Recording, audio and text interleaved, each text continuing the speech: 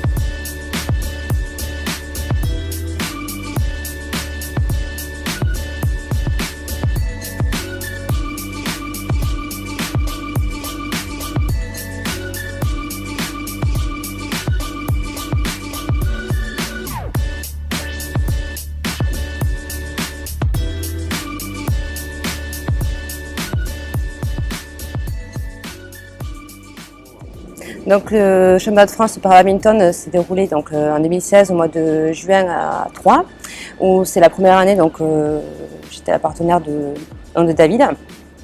Et donc on a obtenu un titre de champion de France, donc le premier pour ma part. Voilà. Et puis l'année passée, David a obtenu un titre de champion de France aussi avec Marie-Thérèse Bidillier, qui était au club également. 6 matchs avec beaucoup de pression. Je me suis appuyée sur lui énormément, j'avais confiance, donc je savais que... Et après, moi, sur mon match, j'ai essayé de faire le maximum. Les matchs ont été gagnés, je crois, 21-7 et 21-13, donc plutôt bien, au final, plutôt sympa. Et j'espère donc que l'année prochaine, en 2017, on puisse revenir avec un titre pareil de champion de France en mixte. J'étais assez fier de pouvoir jouer encore avec une Tarbèze et de pouvoir continuer l'aventure avec Manu. C'était chouette de pouvoir amener un titre encore 100% Tarbèze. C'est une bonne expérience et une bonne fierté, donc l'aventure continue. J'ai commencé ma saison au mois d'avril suite à une opération. Et avril, juin, il y a eu deux événements internationaux, Turquie et donc Dublin, qui se sont plutôt bien passés pour une reprise. Jusqu'aux championnats d'Europe qui se sont déroulés donc au mois d'octobre dernier en Hollande. Je fais 3 finales donc en simple, en double homme avec donc mon partenaire anglais et en double mix avec une partenaire turque. C'était pour les deux, c'était la première fois qu'on joue ensemble, mais déception puisque je perdais 3 finales. Donc c'est quand même 3 titres de vice-champion d'Europe, mais avec ce petit titre qui manque quand même. Par rapport à la saison que j'ai eue et donc le fait d'avoir commencé ma saison tardivement, c'était quand même une belle satisfaction. Il y a encore plein d'étapes avant Tokyo 2020, mais l'objectif il est bien présent et c'est d'être prêt à chaque saison pour la course paralympique en début 2018 pour, je l'espère, aller chercher une médaille en 2020.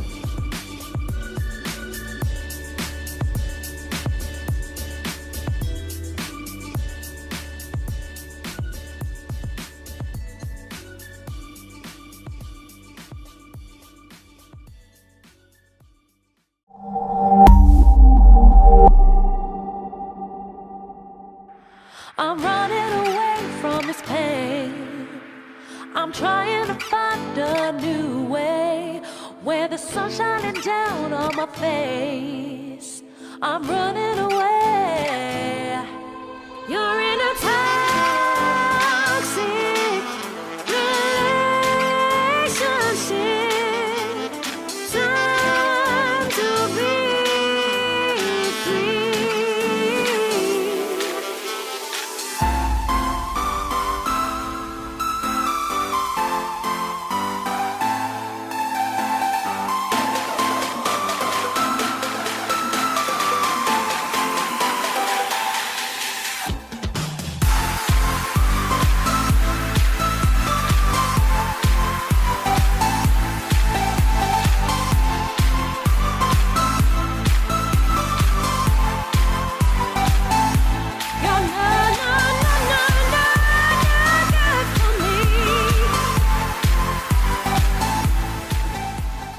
Après mes médailles aux Olympiques, j'ai bien fêté cela, ça a été important pour moi après tout le travail fourni auparavant. À partir du moment où j'ai pris la décision de continuer ma carrière, là les choses sérieuses sont revenues.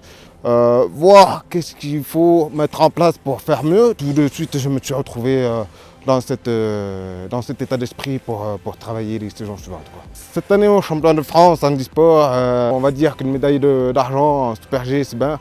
Mais pour moi, ça a été un déclic pour trouver la performance pour les 3 autres disciplines derrière. J'ai enchaîné avec 3 médailles d'or en combiné, géant et slalom sur Pralou.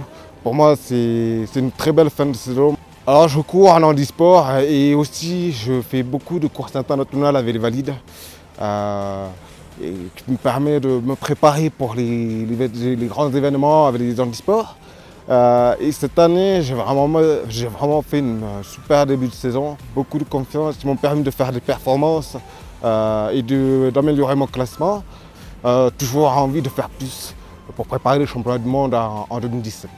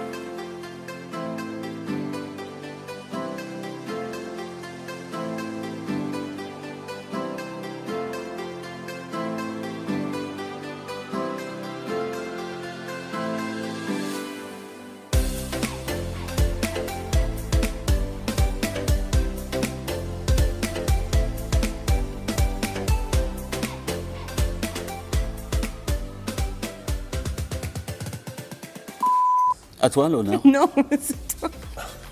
Je t'en prie. Non, on n'est pas du tout complices. Voilà, on se tape dessus régulièrement. Mais l'objectif, c'est les médailles, donc on est bien obligé de composer. C'est tout à fait ça en fait. On se connaît. Non mais voilà. C'est tout à fait ça. En 2017, effectivement, donc titre de championne de France en simple et en mix avec David. Et en 2018 également aussi les 2 titres, donc en simple et en mixte. En tant que tenant du titre, donc on était favoris. C'est une compète comme une autre, donc avec pas mal de stress et puis toujours essayer de faire au max pour essayer de revenir avec le titre. Donc David et moi on s'entraîne au gymnase de Nîmes sur Tarbes. On prépare les échéances internationales, donc les championnats d'Europe aussi cette année, donc en simple et après sur du mix. Aujourd'hui on s'entraîne chacun sur un terrain en simple puisqu'on a chacun nos objectifs qui sont les mêmes, championnat d'Europe, mais dans la préparation par contre le travail est différent. Après sur les entraînements on essaie de travailler sur le mix pour les prochaines échéances.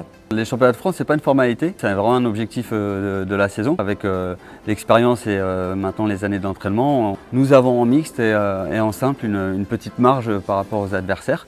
Mais ça fait plaisir de rapporter le titre à la maison et on y va sérieusement pour ça. Ouais. Au championnat de France, oui, je suis l'homme à battre parce que je suis tenant du titre.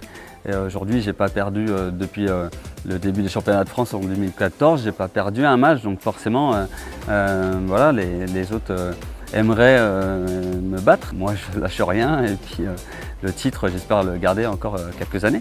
Quand je me déplace sur l'international avec le maillot de l'équipe de France, là, évidemment, c'est une responsabilité et voilà, l'objectif, c'est d'être le plus performant possible et puis voilà, de rien lâcher et puis d'aller chercher les médailles.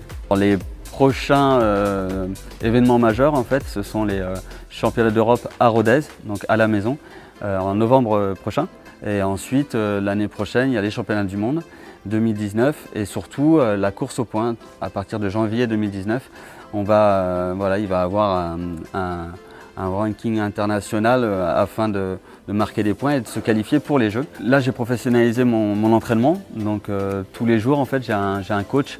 Et aujourd'hui, c'est avec Samuel Rillinger que je m'entraîne, qui est venu de Dax spécialement pour une séance. Et je m'entraîne tous les jours depuis maintenant 1 an pour préparer les Jeux. La complicité, elle est primordiale en double. Il faut. Et c'est ce qu'on... moi, je recherche ça parce que c'est ce qui va permettre à un moment donné de se soutenir et d'être performant.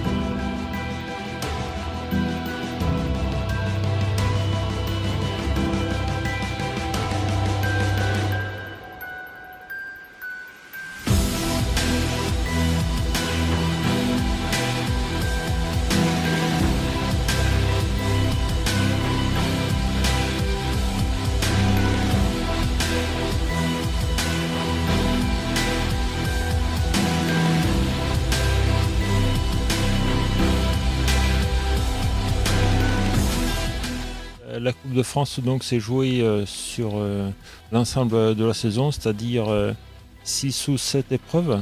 C'était l'objectif de la saison, c'était de justement gagner cette Coupe de France que j'avais gagnée auparavant avec Thibaut, mon ancien pilote. Et là, ça faisait 2 ans que j'avais arrêté la compétition. Et du coup, avec Pierre, mon nouveau pilote, nous avons eu l'ambition d'essayer de remporter cette Coupe de France. Avec le club de cyclo-roue libre, j'ai comme pilote Robert et Francis qui me permettent à tour de rôle de pouvoir m'entraîner régulièrement. Oui, le club cyclo-roue libre m'a beaucoup aidé. C'est vrai que j'y suis depuis plusieurs années et il y a une très bonne ambiance, je me sens très bien. Et c'est vrai que j'ai plaisir à rouler avec eux. Et les sorties en hiver sont un peu plus dures. C'est vrai que quand il y a du vent froid surtout. Après bon, quand on est bien équipé, on arrive à faire de bonnes sorties. L'entraînement est primordial. Sinon, je ne pourrais jamais faire de compétition. Et donc, merci encore à tout le club. Et j'espère que ça va continuer encore. L'objectif pour 2018 reste le même que 2017, c'est-à-dire remporter la Coupe de France. Et pourquoi pas aussi le championnat de France, aller chercher un maillot de champion de France vétéran.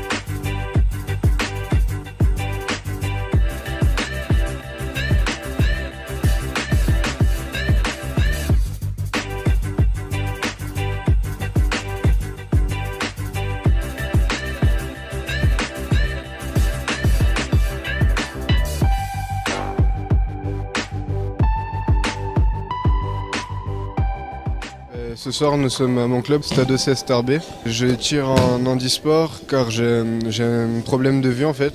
Et je tire également en valide car j'ai un bon niveau. La semaine, je m'entraîne tous les jours au Pôle France de Bordeaux. C'est quand même l'élite des judokas français de mon âge. C'est un honneur d'intégrer cette structure et d'y rester. La charge d'entraînement est énorme comparé à ceux qui s'entraînent en club 2 fois par semaine. La sélection pour les championnats d'Europe s'est faite en fonction de mes résultats sportifs sur toute l'année. Les sélectionneurs m'ont observé sur différents tournois nationaux et sur les championnats de France. Ils ont décidé de me sélectionner pour le championnat d'Europe en Angleterre. Ensuite, on est parti au championnat d'Europe début août. J'avais l'objectif de faire une médaille. Je ne m'attendais pas à faire deuxième. C'était super. Cette place de vice-champion d'Europe est extraordinaire et complètement inattendue pour notre structure. Elios, chez nous, c'est vraiment l'exemple. Tout le monde a envie de faire comme Elios au club. Il suffit qu'on montre un mouvement et généralement les enfants demandent, mais Elios il le faisait aussi, il a appris ça aussi comme ça Elios.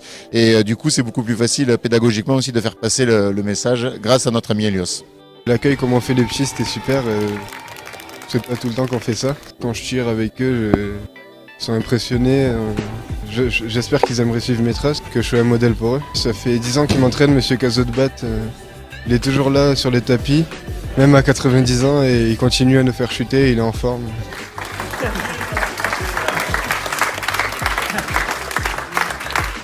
Mes objectifs à court terme, c'est les championnats du monde l'été prochain. Et à plus long terme, c'est les Jeux paralympiques de Tokyo 2020, Paris 2024.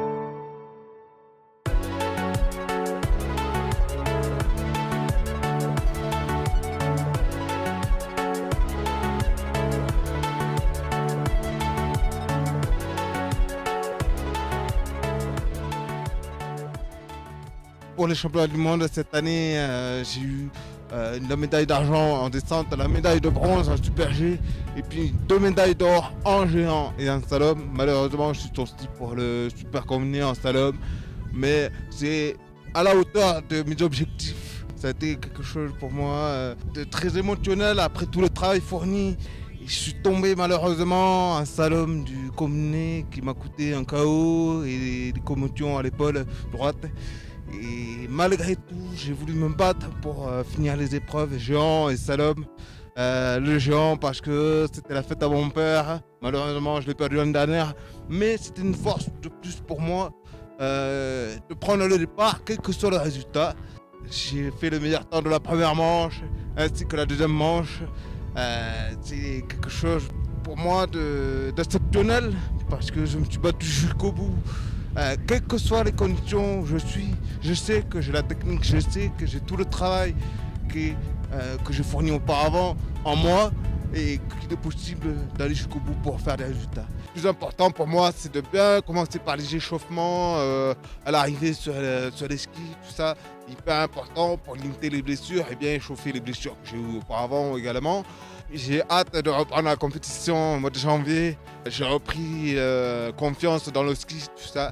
Quelque part, c'est pas parce qu'on a une blessure que tout est perdu. Au contraire, c'est comme un handicap qui va nous permettre d'aller chercher toujours plus loin, de retravailler tous les points faibles, tout ça pour justement avoir des résultats et de la confiance pour les compétitions à suivre.